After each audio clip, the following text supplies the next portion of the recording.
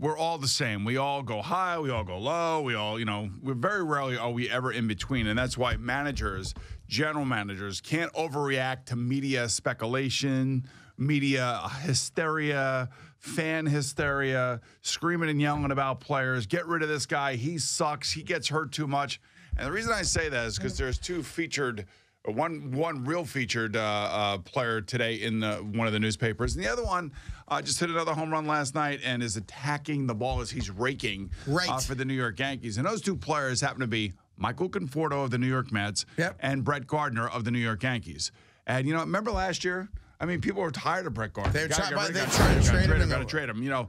Nobody thought that Michael Conforto would even start with the Mets this year after a disastrous last year. But you stick with a young player. He has the right work ethic. He has the right understanding of who he is in the body of the team. He understands what it takes to be on the field. And I'm sure this past offseason for both Gardner and Conforto were probably pretty long, because I'm sure that they heard a lot of negative things about themselves.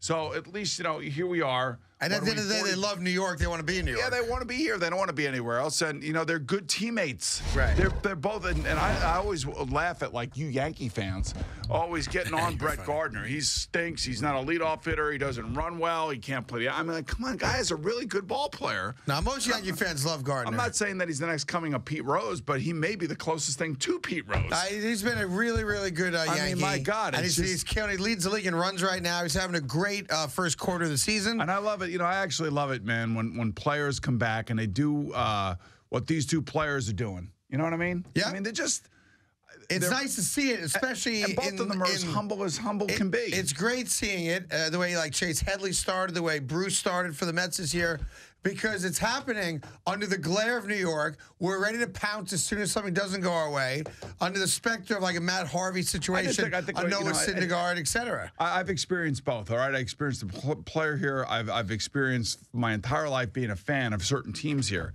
So I kind of understand both sides of it. I understand it when it's going well. I understand when it goes bad, both as a player and as a fan. And I'm just happy to see two guys like Brett Gardner and Michael Conforto doing really well. I really am, because they were under the negativity microscope last year.